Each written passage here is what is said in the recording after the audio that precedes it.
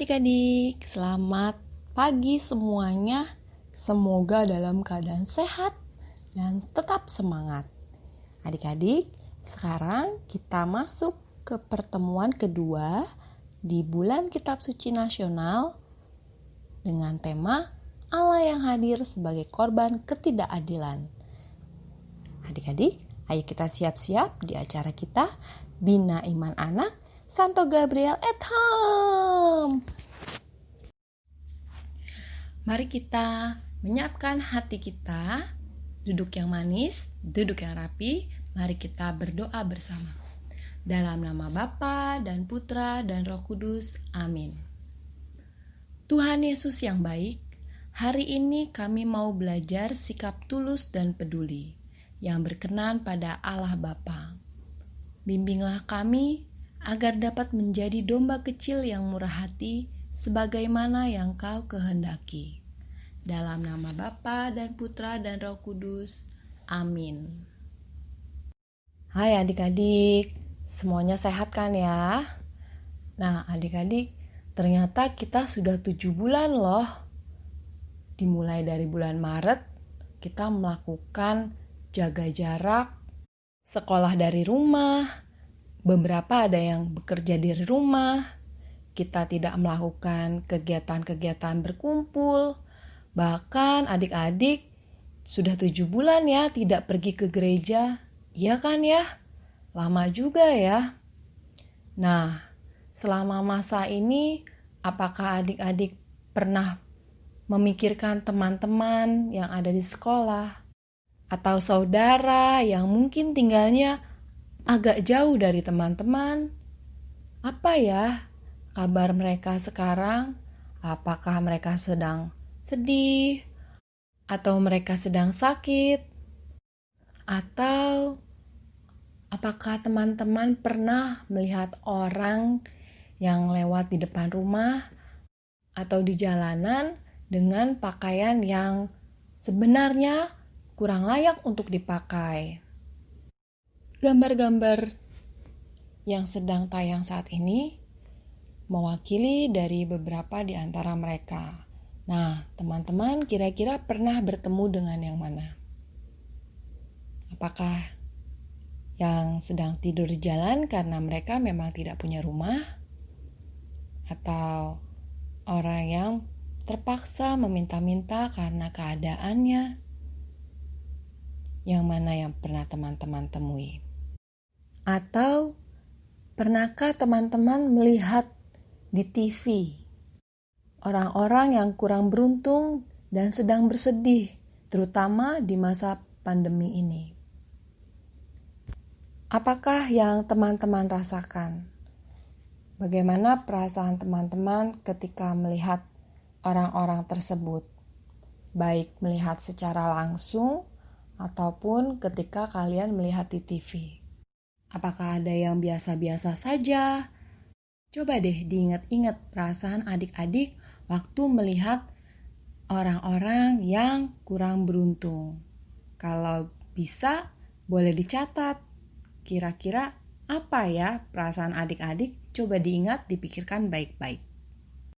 Baik adik-adik, saatnya kita mendengarkan firman Tuhan.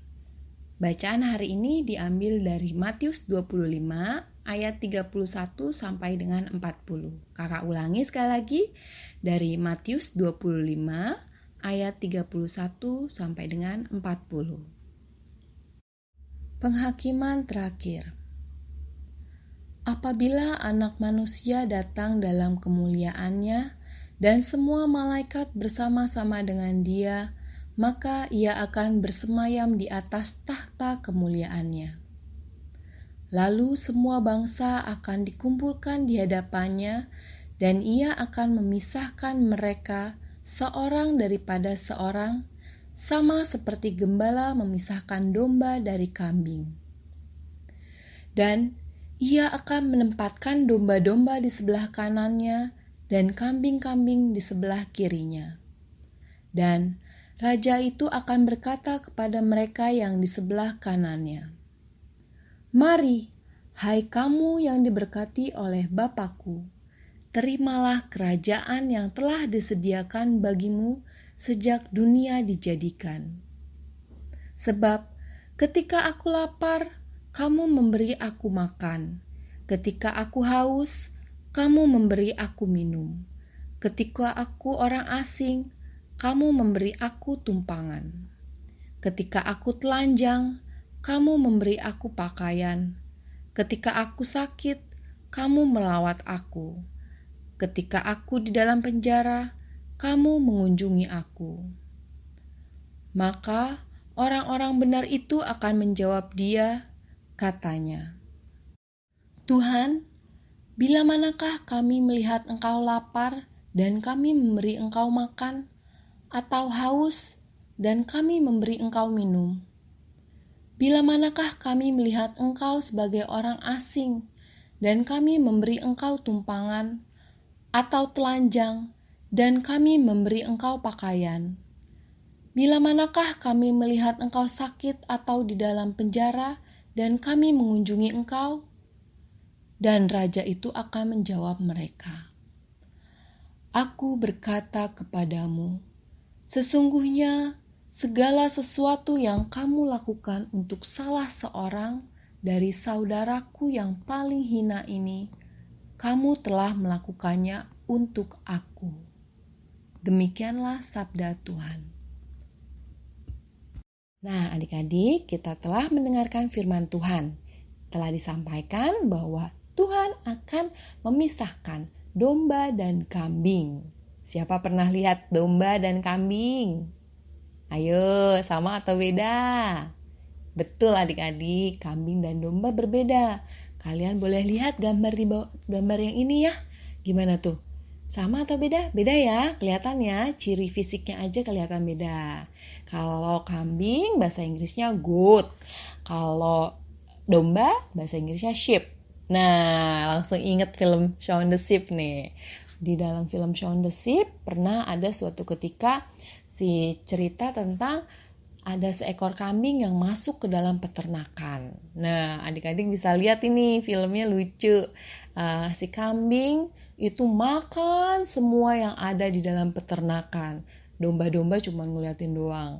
Karena domba-domba tahu ada aturan di dalam peternakan, sedangkan kambing semuanya dimakan, sampai ban juga dimakan.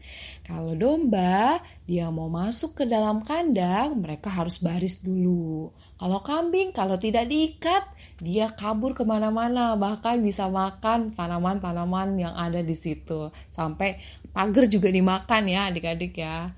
Nah, kembali ke dalam bacaan tadi. Di dalam bacaan ada tentang perumpamaan domba dan kambing. Domba-domba ditempatkan di sebelah kanan dan kambing-kambing di sebelah kirinya. Dan kemudian raja itu akan berkata kepada mereka yang di sebelah kanannya. Siapa tadi yang di sebelah kanan? Domba, benar. Apa katanya? Mari, hai kamu yang diberkati oleh Bapakku. Terimalah kerajaan yang telah disediakan bagimu sejak dunia dijadikan. Nah, raja itu berkata kepada domba-domba yang terpilih, yang diberkati. Siapa yang mau menjadi anak yang diberkati, menjadi domba yang diberkati? Iya, semuanya mau. Semuanya mau menjadi anak-anak kesayangan Tuhan Yesus. Tapi bagaimana ya Kak, biar aku bisa menjadi domba kesayangan Tuhan Yesus? Nah, di sini di dalam bacaan ini juga disebutkan domba-dombanya yang dipilih. Nah, di situ disebutkan, Aku berkata kepadamu, sesungguhnya segala sesuatu yang kamu lakukan untuk salah seorang dari saudaraku yang paling hina ini, kamu telah melakukannya untuk aku. Saudara yang paling hina itu, ya, mereka adalah orang-orang yang kurang beruntung. Bisa juga teman-teman kita yang sedang bersedih, sedang sakit, orang yang lapar, orang yang haus, atau orang yang merasa asing sehingga dia menjadi terlantar. Orang yang telanjang juga bisa, atau bahkan orang yang di dalam penjara. Bagaimana caranya menjadi domba kesayangan Tuhan? Yaitu dengan memberikan perhatian kepada orang-orang tersebut. Nah, sekarang adik-adik, bisakah kalian sebutkan sikap baik apa saja yang bisa kita lakukan untuk menjadi domba yang baik buat Tuhan Yesus?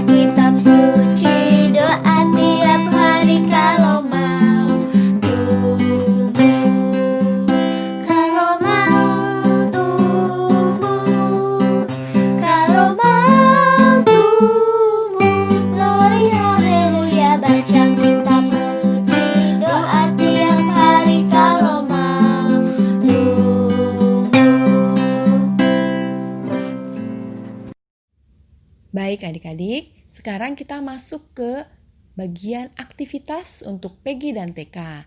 Adik-adik silahkan membuat gambar domba. Boleh digambar dengan bagus, dengan sebisa kalian. Lalu kalian boleh warnai atau tempel dengan hiasan supaya menarik. Atau juga bisa dengan kapas adik-adik. Seperti domba beneran kan? Lalu yang ketiga, tempel dengan tulisan di bawah ini. Aku mau menjadi domba yang baik buat Tuhan Yesus. Dihias bersama dengan orang tua ya. Ini aktivitas untuk kelas PG dan TK.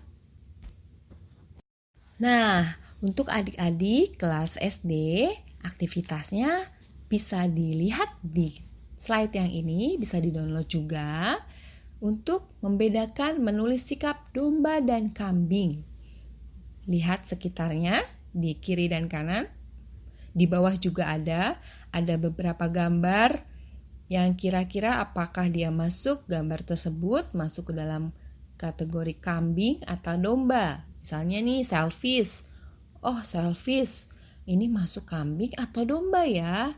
Silakan adik-adik lakukan atau juga boleh ditambahkan jika adik-adik punya ide yang lain. Nah, adik-adik, kita telah belajar untuk menjadi domba yang baik. Domba yang baik yang mengikuti arahan gembalanya untuk sayang kepada semua orang, untuk melayani orang-orang yang kurang beruntung, orang-orang di dalam penjara, orang yang sedang sakit, baik saudara, teman, ataupun orang yang ada di jalanan. Yuk, kita bangun niat bersama, setidaknya kita mulai dari niat untuk melaksanakan perintah gembala kita. Yuk kita baca bareng-bareng ya, adik-adik di rumah juga baca ya. 1, 2, 3. Aku akan 1. Mendoakan orang tua dan saudara yang sedang sedih atau kesusahan. 2. Mendoakan teman atau orang yang kurang beruntung. Yang ketiga, menyisihkan uang jajan untuk kegiatan sosial, baik di lingkungan rumah ataupun seksi sosial gereja. Teman-teman, mari kita menutup kegiatan kita dengan doa. Yuk, mari sikapnya diperbaiki. Kita tutup mata, kita buat tanda kemenangan kita. Dalam nama Bapa dan Putra dan Roh Kudus, amin. Tuhan Yesus yang baik, terima kasih karena Engkau telah mengajari kami mengenal sikap yang berkenan pada Allah Bapa, peduli dan mau memberi.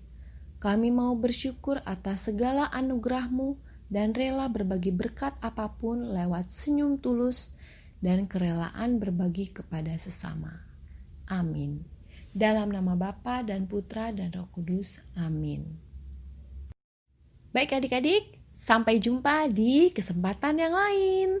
Saat ini kita berpisah dulu. Jangan lupa rajin baca kitab suci. Jaga kesehatan dan sampai jumpa di Bina Iman Anak Santo Gabriel at Home. Tuhan Yesus memberkati.